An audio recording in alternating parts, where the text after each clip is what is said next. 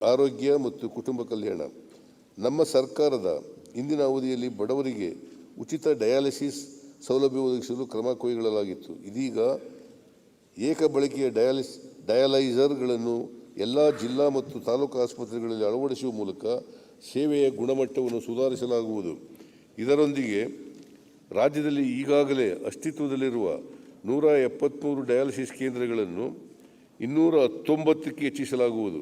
ಇದಕ್ಕಾಗಿ ಪ್ರಸಕ್ತ ಸಾಲಿನಲ್ಲಿ ಒಟ್ಟು 92 ಕೋಟಿ ರುಗಳನ್ನು ಒದಗಿಸಲಾಗುವುದು. ಗ್ರಾಮೀಣ ಪ್ರದೇಶಗಳಲ್ಲಿ ಆರೋಗ್ಯ ವ್ಯವಸ್ಥೆಯನ್ನು ಬಲಪಡಿಸಲು ಈಗಾಗಲೇ 23 PSCಗಳನ್ನು CHCಗಳಾಗಿ ಮೇಲ್ದರ್ಜೆಗೇರಿಸಲಾಗಿದೆ. ಈ CHCಗಳನ್ನು ಕಾರ್ಯಗತಗೊಳಿಸಲು ಬೇಕಿರುವ ಅಗತ್ಯ ಉಪಕರಣಗಳು ಮತ್ತು ಮಾನವ ಸಂಪನ್ಮೂಲವನ್ನು ಒದಗಿಸಲು 70 ಕೋಟಿ ರುಗಳನ್ನು ಒದಗಿಸಲಾಗುವುದು.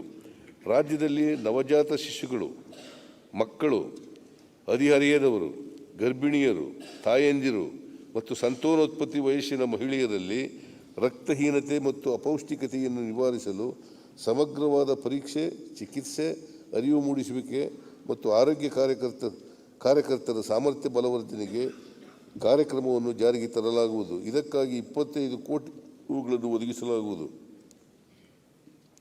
ರಾಜ್ಯವು ಕಳೆದ ವರ್ಷ ನಿಮಾನ್ ಸಹಯೋಗದೊಂದಿಗೆ ಮೆದುಳಿನ ಆರೋಗ್ಯ ಆರೈಕೆ ಸೇವೆಗಳನ್ನು ಉತ್ತೇಜಿಸಲು 3 ಜಿಲ್ಲೆಗಳಲ್ಲಿ ಬ್ರೈನ್ ಹೆಲ್ತ್ ಇನಿಷಿಯೇಟಿವ್ ಎಂಬ ವಿಶಿಷ್ಟ ಯೋಜನೆಯನ್ನು ಕೈಗೆತ್ತಿಕೊಂಡಿತ್ತು.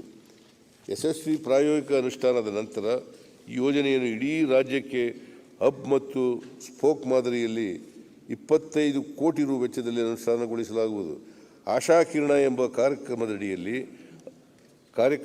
ಅಭಿಯಾನ ರೂಪದಲ್ಲಿ ಕಣ್ಣಿನ ಶಿಬಿರಗಳು, ಕನ್ನಡಕದ ವಿತರಣೆ ಮತ್ತು ಕಣ್ಣಿನ ಪೊರೆ ಶಸ್ತ್ರಚಿಕಿತ್ಸೆಗಳ ಚಟುವಟಿಕೆಗಳನ್ನು ಹಂತ ಹಂತವಾಗಿ ರಾಜ್ಯದ ಎಲ್ಲ ಜಿಲ್ಲೆಗಳಲ್ಲಿ ನಡೆಸಲಾಗುವುದು. 23-24ನೇ ಸಾಲಿನಲ್ಲಿ ಚಿತ್ರದುರ್ಗ, ರಾಯಚೂರು, ಉತ್ತರ ಕನ್ನಡ ಮತ್ತು ಮಂಡ್ಯ ಜಿಲ್ಲೆಗಳಲ್ಲಿ 21 ಕೋಟಿ ರು ವೆಚ್ಚದಲ್ಲಿ ಪ್ರಾರಂಭಿಸಲಾಗುವುದು. ಸಮಾಜದ ದುರ್ಬಲ ವರ್ಗಗಳಲ್ಲಿ ಕ್ಷಯ ರೋಗವನ್ನು ಪ್ರಾರಂಭಿಕ ಹಂತದಲ್ಲಿಯೇ ಪತ್ತೆ ಹಚ್ಚಲು ಸಮುದಾಯ ಆಧಾರಿತ ತಪಾಸಣಾ ಚಟುವಟಿಕೆಗಳನ್ನು ಕೈಗೊಳ್ಳಲಾಗುವುದು. ರಾಜ್ಯದ 8 ಜಿಲ್ಲೆಗಳಲ್ಲಿ ಪ್ರಾಯೋಗಿಕವಾಗಿ ಪ್ರತಿ ಜಿಲ್ಲೆ 2ರಂತೆ ಕೈಚಾಲಿತ ಕಿರಣ ಹ್ಯಾಂಡ್ಹೆಲ್ಡ್ ಎಕ್ಸ್ರೇ ಉಪಕರಣವನ್ನು ಒದಗಿಸಲಾಗುವುದು. ಪ್ರತಿ ಎಕ್ಸ್ರೇ ಯಂತ್ರಕ್ಕೆ 20 ಲಕ್ಷ ರುದಂತೆ ಒಟ್ಟು 3 ಕೋಟಿ ರು ಒದಗಿಸಲಾಗುವುದು. ಮಧುಮೇಹ ಮತ್ತು ಅಧಿಕ ರಕ್ತದೊತ್ತಡ ಹೊಂದಿರುವ ರೋಗಿಗಳನ್ನು ಪತ್ತೆ ಹಚ್ಚಲು ಮತ್ತು ಅಗತ್ಯ ಔಷಧಗಳನ್ನು ಅವರ ಮನೆ ಬಾಗಿಲಿಗೆ ತಲುಪಿಸಲು ಪ್ರಾಯೋಗಿಕವಾಗಿ ರಾಜ್ಯದ 4 ವಿಭಾಗಗಳ 8 ಜಿಲ್ಲೆಗಳಲ್ಲಿ ಸಮಗ್ರ ತಪಾಸಣೆ ಕಾರ್ಯಕ್ರಮವನ್ನು ಜಾರಿಗೊಳಿಸಲಾಗುವುದು. ಕರ್ನಾಟಕ ರತ್ನ ಡಾಕ್ಟರ್ ಪುನೀತ್ ರಾಜ್ಕುಮಾರ್ ಅವರ ಸ್ಮರಣಾರ್ಥವಾಗಿ ಹಠಾತ್ ಹೃದಯ ಸಂಬಂಧಿ ಸಾವುಗಳನ್ನು ತಡೆಗಟ್ಟಲು ಆಟೋಮೇಟೆಡ್ ಎಕ್ಸ್ಟರ್ನಲ್ ಡಿಫಿಬ್ರಿಲಿಯೇಟರ್ಸ್ AEDಗಳನ್ನು ಜಿಲ್ಲಾ ಆಸ್ಪತ್ರೆ ಮತ್ತು ತಾಲೂಕು ಆಸ್ಪತ್ರೆಗಳಲ್ಲಿ ಅಳವಡಿಸಲಾಗುವುದು. ಇದಕ್ಕಾಗಿ 6 ಕೋಟಿ ರು ಅನುದಾನ ಒದಗಿಸಲಾಗುವುದು. ರಾಜ್ಯದಲ್ಲಿ 15 CT ಸ್ಕ್ಯಾನಿಂಗ್ ಮತ್ತು 6 MRI ಸ್ಕ್ಯಾನಿಂಗ್ ಕೇಂದ್ರಗಳನ್ನು ಕೆಲವು ಜಿಲ್ಲಾಸ್ಪತ್ರೆಗಳಲ್ಲಿ ಈಗಾಗಲೇ ಸಾರ್ವಜನಿಕ ಖಾಸಗಿ ಸಹಭಾಗಿತ್ವದಲ್ಲಿ ಸ್ಥಾಪಿಸಿ ಉಚಿತ ಪ್ರಯೋಗಾಲಯ ಸೇವೆಗಳನ್ನು ನೀಡಲಾಗುತ್ತಿದೆ.